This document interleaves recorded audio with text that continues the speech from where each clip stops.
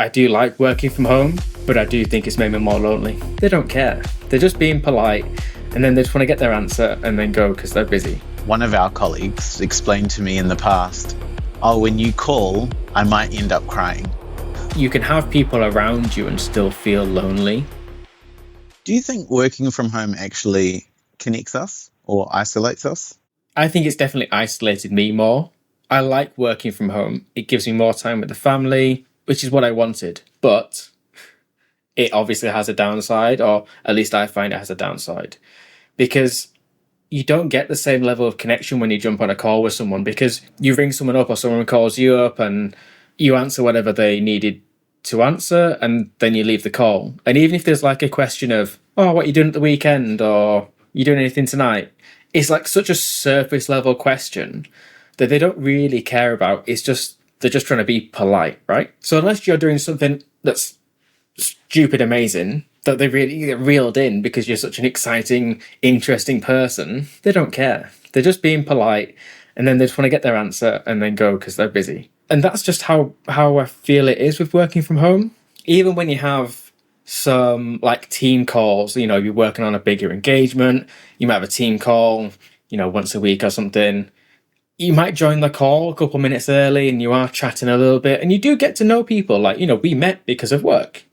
We met because we're on the same engagement. So it's not that you can't build friendships from it, but the level of interaction you get with people, I feel just isn't the same. Mm-hmm. I think even when you go into the office as well, when you work from home most of the time, like you and I, we've been on the same client before, we've been in the same office before, we've sat in desks right next to each other, and we both know we're going to be in the office and say, oh yeah, we'll grab lunch together, or even just get a coffee, right? And then it doesn't happen because you get pulled into a meeting, or you've got different schedules, and before you know it, it's the end of the day, you're going home, and apart from a couple of minutes to say, you doing all right? Yeah, you're doing all right. You still don't get past that surface level conversation because you don't find the time. I look back to when I was in the office every day. I remember this was my first job in the RAF. And even though I was working with a guy who was like twice my age, really experienced, he had grown kids, I didn't have kids, two very different places in our lives.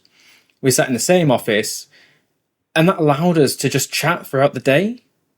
Or something like, you might not have come across this before, and I don't listen to it now, but on Radio 2, they used to do a quiz called Popmaster. It was just like a little quiz. We used to have that on. We'd stop, right? Grab a cup of tea, listen to Popmaster, do the little quiz.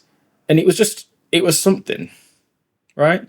Or I used to walk through into the office next door where all my sergeants were, because that's where the kettle was. So I'd walk through there to make a cup of tea. I'd chat with them as I was doing it. That, to me, was the way I was able to build some of those relationships much better. I wouldn't have built those relationships if I'd been working from home all the time, because I wouldn't have stopped to talk to them for 5 minutes out of the blue. So you do still get some of that when you're in the office now, but if you're only in the office like once or twice a month, I still don't feel like you get that. I think you need to be doing it every day to be able to build up that relationship, because otherwise you're still just stuck at that surface level. So I think it's a trade-off. I do like working from home, but I do think it's made me more lonely. I think that's true. I think when you're sitting next to someone each day, I think that's how you can have these impromptu water cooler sort of conversations, and you get to learn someone at a deeper level. So the lady that I sit next to at the moment, I know that she has a son that plays in the under 19s, travels for cricket quite frequently, also plays football in the winter, you know, those sort of things. Had I not sat next to her, had I only been interacting with her by working from home, I'd never know those things. I'd never have be able to, and I'm not going to say leverage in the potentially nefarious way, but use the relationship in order to have that social connection, if that makes sense. And it means that when I've got a problem or I need an idea, like someone to bounce something off, I can turn to my right and she's there, or I can give her a phone call if we're working from home. But we've already got the social glue that bridges us. I think it's certainly made me more lonely, because I feel like you go through phases of your life, and friends, some friends follow you from phase to phase, but some will just be with you for that phase. You go to school, and then you have friends at school. You maybe change schools and you lose those friends, and you have new friends, and you go off to university maybe, and maybe a couple of the friends from school stick around because you go back home and you live in that area, but you're the university people are now your friends. And for me, that's almost where it stopped, because when I was working from home, apart from the odd person, I've not made good, strong friendships through work. And I'm still hanging on to the friends I made at university, but I don't see them very often because we're all spread around the country. We've all got our own lives. We're busy. It's expensive to go and see people. But I haven't kind of replaced the friends, if you will. And I don't mean that in a nasty way, but, friends do, I think, come and go. I haven't replaced them with new friends I've met through work, like probably would have happened if we were all in the office all the time, or if you're in a job where you're working alongside people every day. And I think that then contributes to the problem. So you talk about working from home. Your wife is at home and with 2 kids and is around the house a lot of the time. How does not being alone at home impact that feeling of loneliness? I think there's a big difference between being lonely and being alone. Like, you can have people around you and still feel lonely. I think that's really a really key message for people to take away. Just because you might have people around, or you might see someone else have loads of people around, doesn't mean that they're not feeling lonely. Whilst my wife and I have a really good relationship and we talk a lot of the stuff we talk about is kids, the family, the house, the problems with the car, life problems, rather than the sort of conversations that you might just have outside of that. And it's not that we don't have good conversations, but so much of our time is taken up talking about those life problems or the kids or whatever, that it's not the same. And it's just the two of us. And I feel like when there is something that's kind of going wrong in the house, we'll talk about it all the time. And then there's kind of no break from it either. Right? We talk about this problem every day, and it kind of brings you down, I think, because you don't then have those other people to go and have different conversations with. And I don't know if this really makes sense, but like spread the social load or something. I don't know, like having just different conversations rather than just coming up across the same stuff all the time, even though you get on really well with that person. And maybe it'd be different when my kids are grown potentially, and are kind of having conversations with them, which is not where they are at the moment. I think there's a big difference. I think you can be in the house with somebody and still feel loneliness. I think that's true because we're quite emotional beings and social beings. And as a result, we need, and I think maybe you're looking for this word, we need variety. Like, while we like certainty, we also like variety.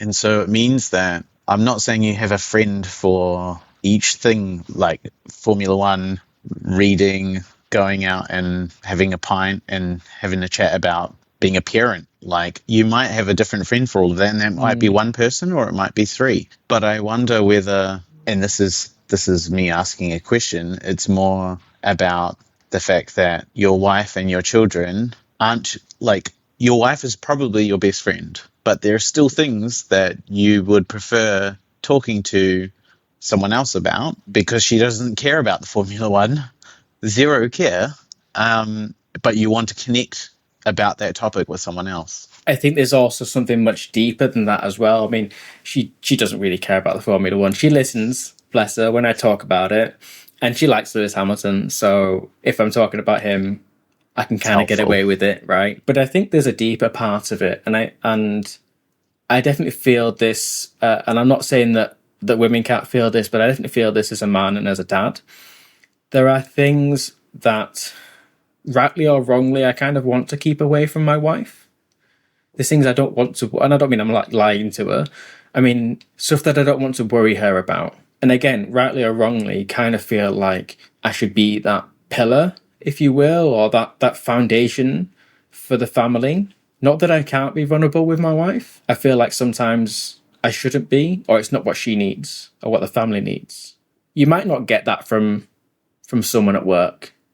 But if you are in the office more and you do build up those friendships and you go, oh, do you know what? I know Dave. Dave's a dad. He's got kids the same age as me, probably going through the same stuff. You might see him for a few minutes and just being like, do you know what? Have you got 20 minutes and just grab a coffee? Like, because I can chat to him. He's in the same place, and I'm probably not going to do that. Even if I do know someone at work, I'm probably not going to call them up. Maybe that's my own failing, but I do feel like it's much harder to do that when working from home. So I don't even think it's quite just the topics you want to talk about, like your partner doesn't care about X or Y, but someone at work does. I think it's sometimes some of those deeper things as well. It's interesting because I'm like notorious for deep conversations. One of our colleagues literally has explained to me in the past, oh, when you call, I might end up crying. And they may have only said that once or twice, Yeah.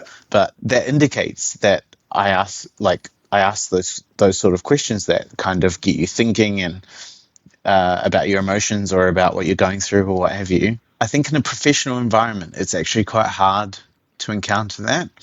And I think it comes down to, and this is quite a common thing, is that people are not as congruent as one would think they are as congruent. And I guess if you are who you are at home, who you are when you're with your friends, and who you are at work, and that's all the same person, then you're being congruent.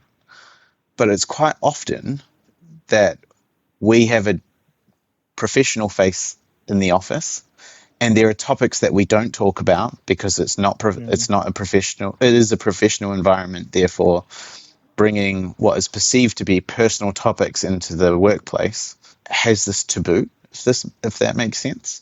So I fully understand how uncomfortable it might feel, or strange maybe for most people, I would think. And I think that's where the working from home the majority of the time comes in. Like I said, if you're in most days, or when we were in most days, you build up those friendships. So you kind of move from, I've just got that professional face on, and you start opening up with these people to the point where you know more about them, they know more about you, and you can be more comfortable with them, and you might bring something from your personal life in. Because we don't have that time with people, even though I might know someone else at work who is a dad with young kids, I can think of a couple straight off the top of my head, right?